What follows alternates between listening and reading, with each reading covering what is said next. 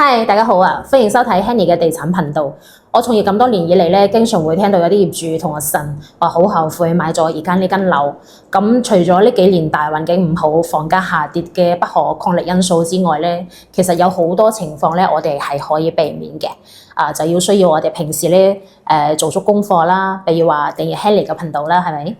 我每日都會喺度同大家分享一啲關於樓市有營養嘅信息，係絕對對你以後買樓或者係賣樓有一個參考嘅作用嘅。買樓呢件事咧，對於好多人嚟講咧，都係人生中一個好大嘅里程碑嚟嘅。然而咧，好多時候當我哋真正擁有咗屬於自己嘅房屋嘅時候，就可能會因為各種原因咧而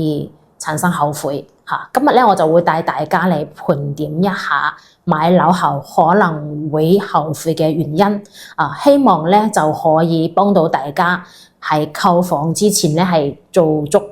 充分嘅準備，做足功課，避免行差踏錯，跌入呢個後悔嘅陷阱啊！第一就係衝動購房，缺乏深思熟慮。喺購房之前咧，有啲人可能會因為一時嘅衝動或者係跟風而做出決定。然而呢一種缺乏深思熟慮嘅一個購房行為咧，往往會導致後邊咧出現各種各樣嘅問題。比如話咧，呢間房嘅位置比較偏遠啦，交通就唔方便啦，配套設施唔完善啦，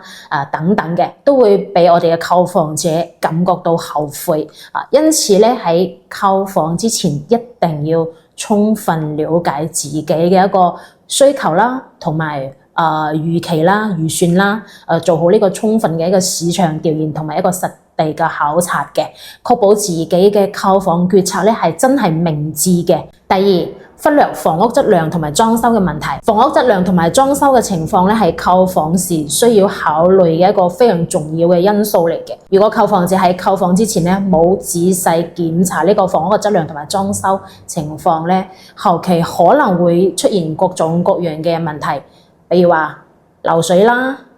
開裂啦、電路故障啦、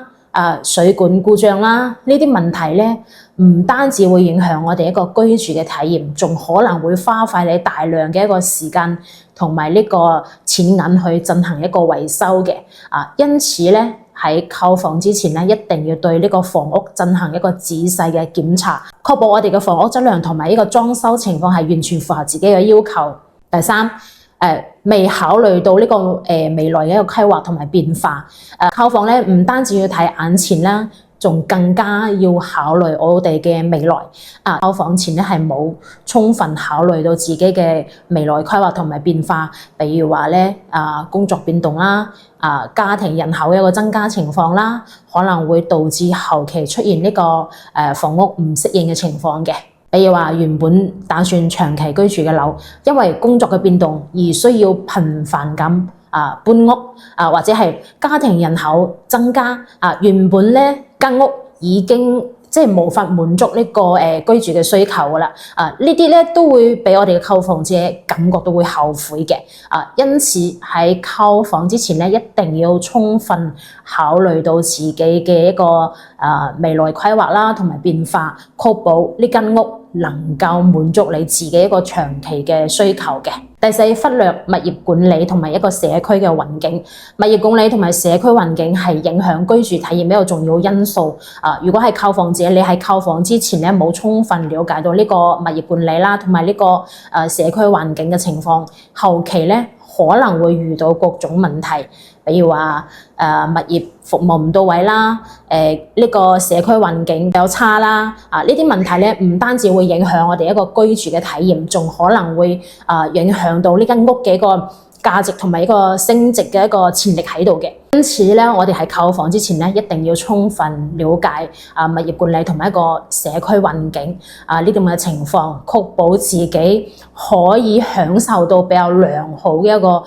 居住環境同物業服務嘅。第五，貸款壓力過大，影響生活質量。因為購房咧係需要一大筆一個資金，好多人咧會選擇貸款購房啦。壓力太大嘅話咧，唔單止會影響一個居住者嘅一個生活質量啦，仲可能咧會導致我哋嘅購房者冇辦法按時還款，從而影響到一個個人嘅一個徵信記錄。因此咧，喺購房之前咧，一定要充分了解到自己一個經濟實力啦，同埋一個貸款嘅政策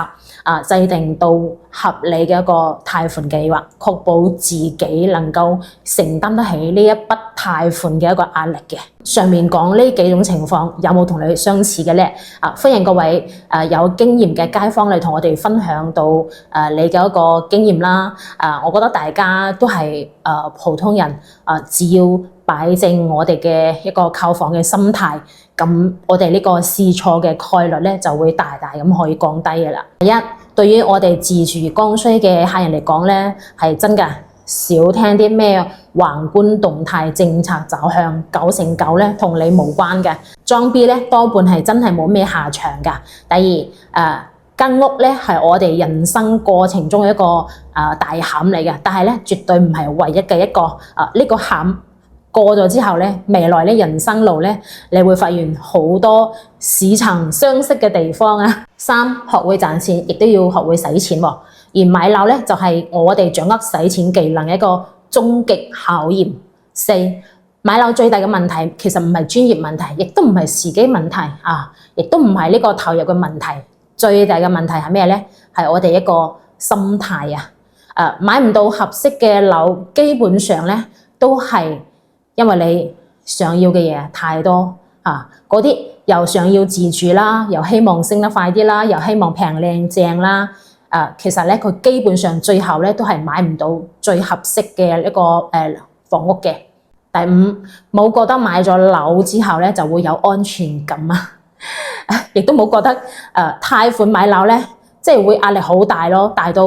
即係從此想唞一啖氣都難嗰種。因為安全感咧係自己俾自己嘅，壓力咧亦都係自己俾自己嘅。心態唔正，換一樣嘢，照樣都可以俾你糾結到